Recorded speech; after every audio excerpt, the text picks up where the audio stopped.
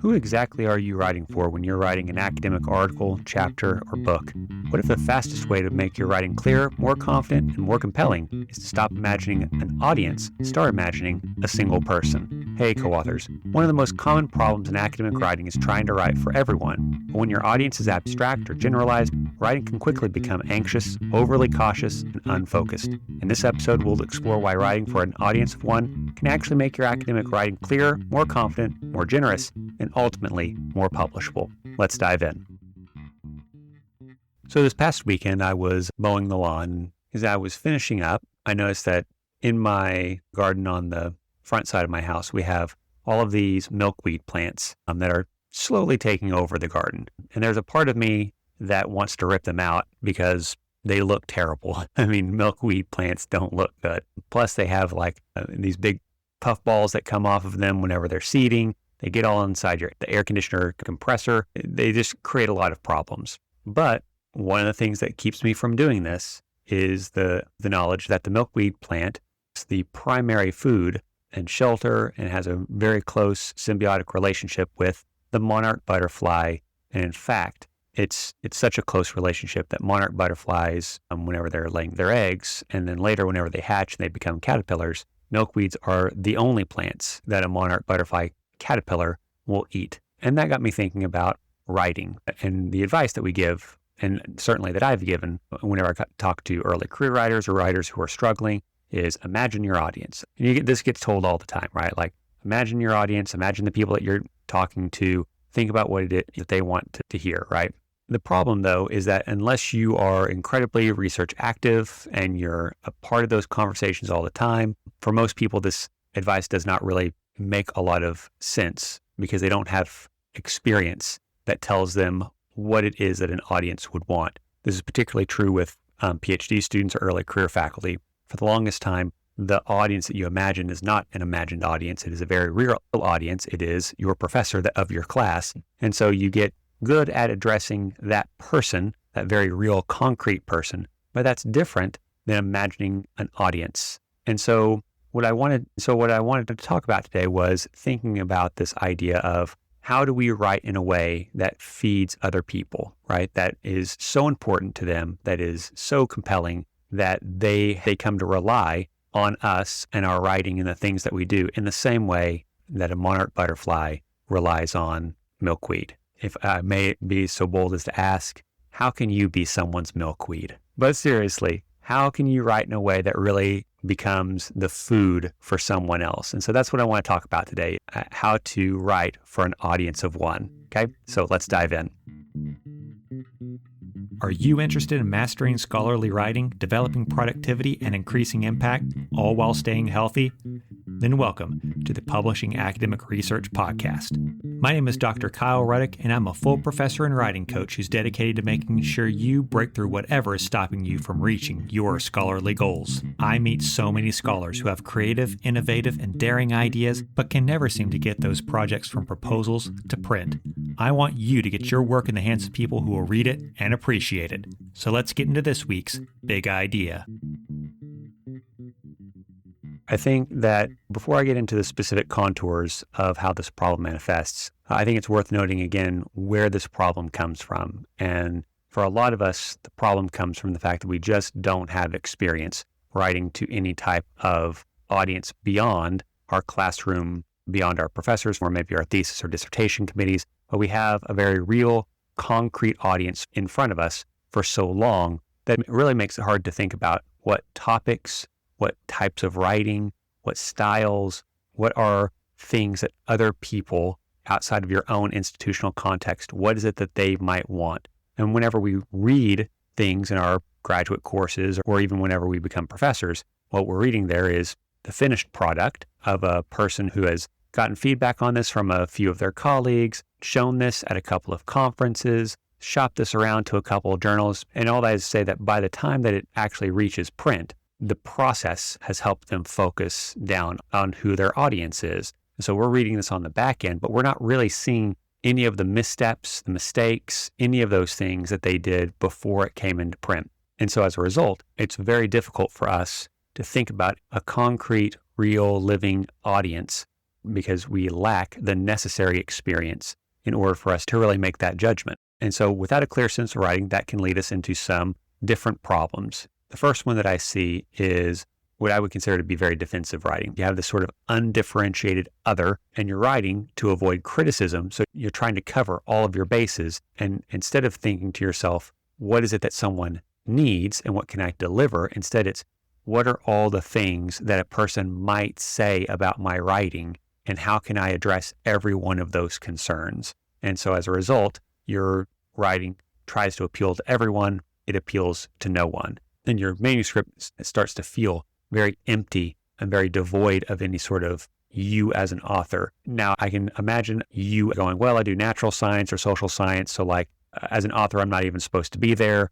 And it's supposed to be sort of this objective voice. I mean, that's true on some level, but I challenge you to read a dozen articles from a dozen different scientists in your field, and you will start to notice the difference. You'll start to notice the quirks, the sayings, the habits, the style. All of them are slightly different. And it's in that variation that you start to develop a voice. And so even as we try to create some sort of structured way that everyone's supposed to write, it's impossible for us to write in such a way as to be completely devoid of the character of who we are. The second thing I would say is that instead of it being defensive writing, I just find it to be very bland or generalized writing. What I mean by that is it's a type of prose that is very flattened. It has very little pace to it. It almost reads like AI slop because it just seems so summary focused rather than advancing claims.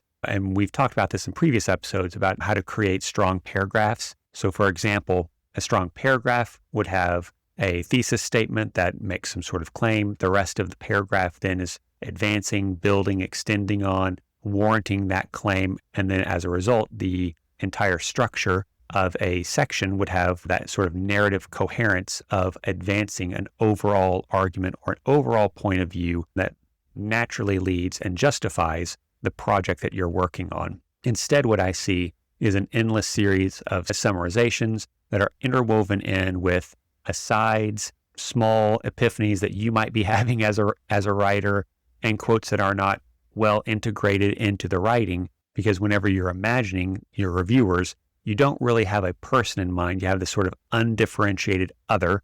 I remember reading this piece whenever I was in grad school, and co-authored piece. The second author was a very, very well-known scholar. The first author, I assume, was probably their grad student.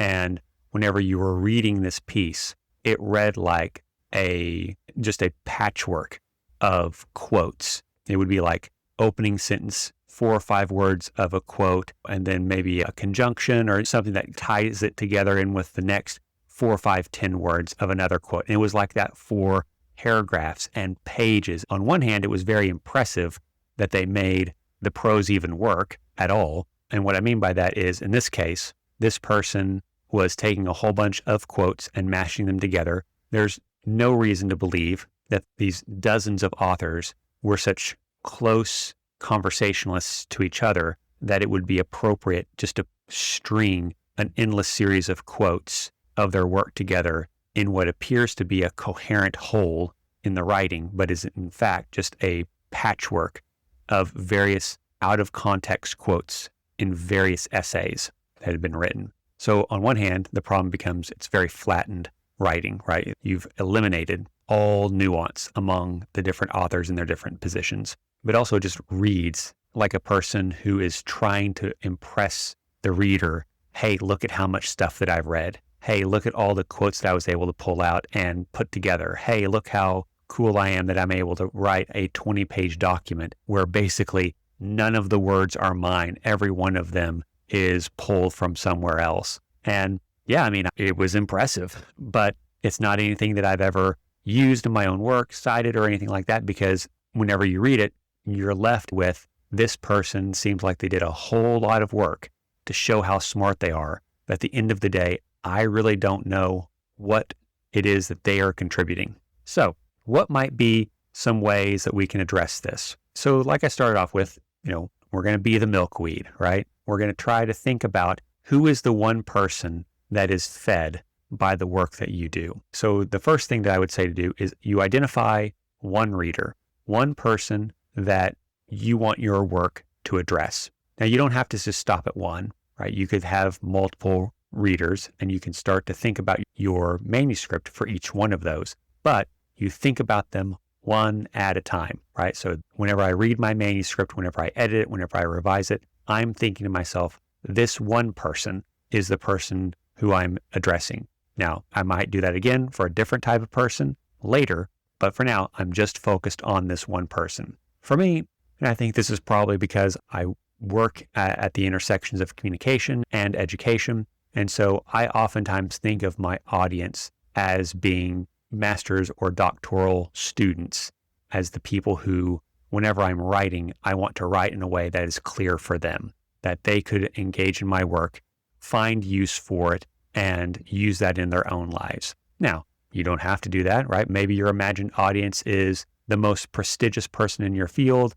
Maybe it's an editor of a journal. Maybe it's a person in charge of a book. Maybe it's an acquisitions editor for a major publishing company. Up to you, right? But for me, I like thinking about a student because I think to myself, if a student can understand this with all the things that they have going on, they can read this and get something out of it, then I know that whenever my colleagues read this, they should be able to get even more out of it because they have more training and arguably more time and resources to devote to this sort of thing because it's part of their job. Whenever you think about this person, again, it could be a student. Maybe you think to yourself, it's a colleague. So if there's a person in your department who does work that you think is interesting or is close to yours, maybe you think to yourself, okay, I'm writing for this colleague, this person. If you do work that's applied, maybe you're thinking of a practitioner, right? A nonprofit group or a clinical group or someone who can use the stuff that you're doing. Maybe you work for industry. There's so many different folks that are out there. And so you think to yourself, okay, this person is who it is that I'm writing to. This becomes your audience of one. And again, you can have multiple audiences of one, but you should only ever address them one at a time. Okay. So now that you've identified who this person is, you can either write, or if you've already written, you can revise directly to them. So you're imagining their confusion, their curiosity, the needs or problems that they have. Those are the things that are compelling you to write in this space. So whenever I imagine, for example, my writing going to a practitioner, my introduction needs to be very practice focused. That's what they want. They want to know from the very outset of whatever it is that I'm writing that the project that I'm working on is going to inform practice and is going to benefit the things that they do in their everyday life. That's different than an academic audience who maybe they're more interested in the novel insight that is gained through your research, in which case that person that I might write to, my introduction would probably look much different. It would focus on, here's the problem, and look at all the cool things that I found and how I've advanced knowledge based on the work that I've done. So you're writing with this specific type of person in mind. This is meant to limit you. So creativity does not come in the absence of structure. Creativity oftentimes comes in response to and as a synthesis of barriers that you face that allow you to then overcome or revise them in new and novel ways. So whenever you think to yourself, I'm writing for a practitioner, what is it that they need? That's already going to limit your space and force you to really be imaginative about how to address that person. It also reduces the cognitive load that comes with trying to think about every person in an undifferentiated mass of reviewers and appeasing every one of them. And as a result, it helps sharpen your clarity because I know that if this is my audience, this is what they want, this is what they need, and this is how I deliver it to them. So this, in turn, leads us to the third thing, which is that this audience of one allows you to shape your tone and structure in a way that having a more undifferentiated audience doesn't allow you to do. It helps you think about examples that you might use. So if you write something that's very complicated and you want an example afterwards, something that helps a reader understand that, some examples are more helpful than others, right? I remember reviewing a piece, and the piece started off with an extended example from a South Park episode. Now, look, I like South Park. I've watched a lot of South Park. I understood the reference. But if we think to ourselves, does the person who need this, will they understand a South Park episode? Well, maybe not, especially if we think of that person as being the student 20 years from now. Whenever they read this piece, it's supposed to inform their practice, in this case of teaching, and they're supposed to think about how to be a better teacher. And 20 years from now, will a South Park reference really drive that home for them? Probably not. Most likely by that time, South Park, it will either be reruns or it won't even be shown anymore, right? And certainly it won't have any cultural force like it did among Gen Xers or millennials. So choosing examples that will resonate with the type of person that needs our work, right? We don't think to ourselves, well, if a teacher who needs my work is also the type of person who will obviously have watched South Park. Those two things don't go together. And so if I think of, I'm addressing this to new teachers who might be graduate students or new faculty, right?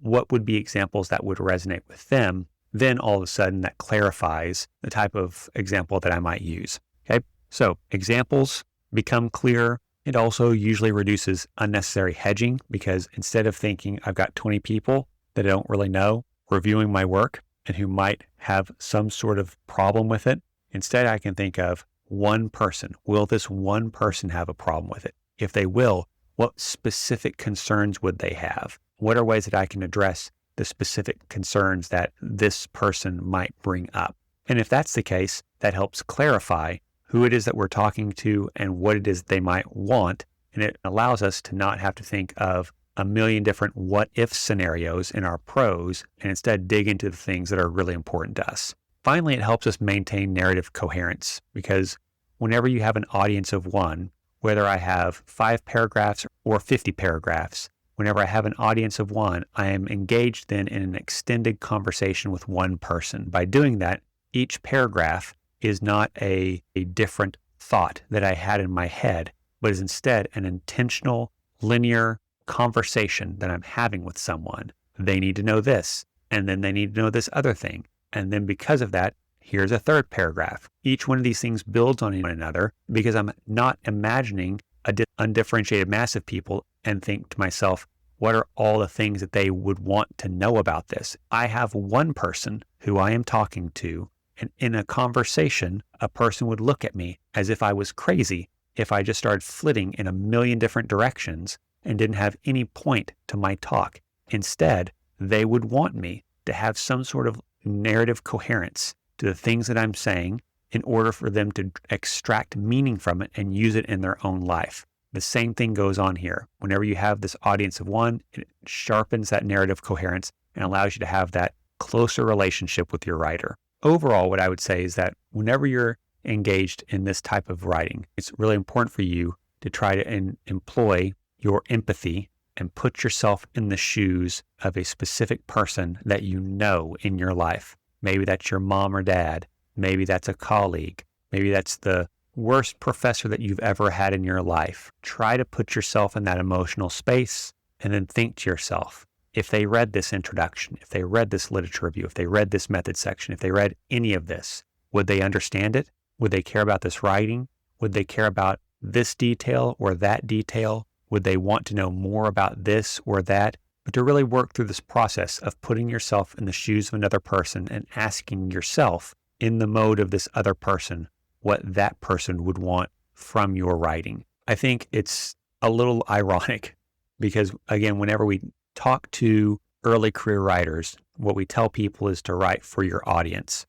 And this idea of the audience is usually conflated with the reviewers of a journal or the editor of a journal, maybe an audience for a book, but it's a very undifferentiated group of people. But whenever we think about one person who your work would resonate with, whenever we think of one person who would have this qualm or this suggestion, whenever we think of one person who really gets fed by the type of work that you're doing, that's whenever you get to feel intentional and confident about the type of writing that you're doing because you know exactly what it is that they want and you're giving that to your reader. And so whenever you have that type of approach to your writing, even though you're writing for one person, again, it's a little ironic, but you're writing for one person, it actually resonates with more people because people can read the confidence and the clarity and the purpose that's produced whenever you have that type of precision to your writing.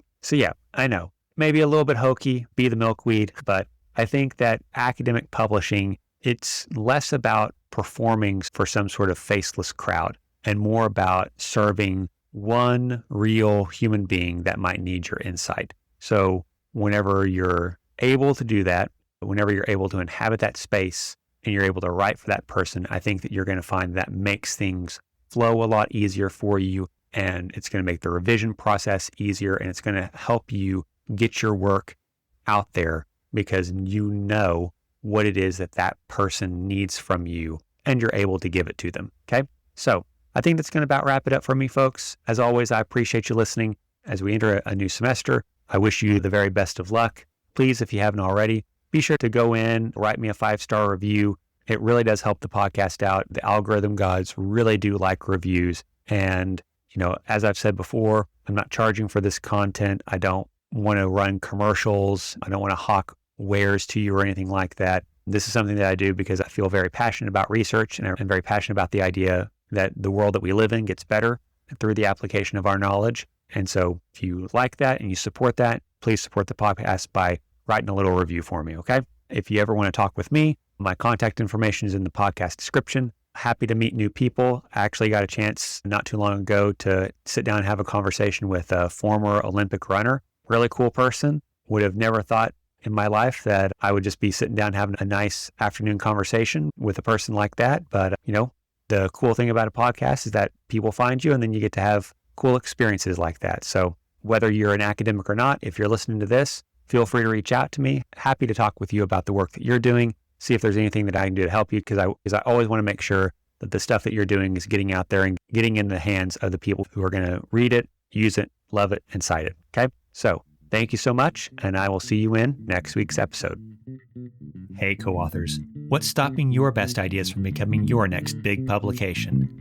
Brilliant research shouldn't die in your drafts folder. Now's the time to bridge the gap between the possible and the published. You can support this podcast by subscribing to it, leaving a positive review, assigning it to your classes, or sharing it with a colleague. Let me know what I can do to make this the best podcast resource for you. And if you'd like to know more about my writing coach services, then you can find my information in the podcast description and set up an appointment. I'll be back next week with another episode. But until then, keep healthy, keep writing, and don't let reviewer 2 get you down.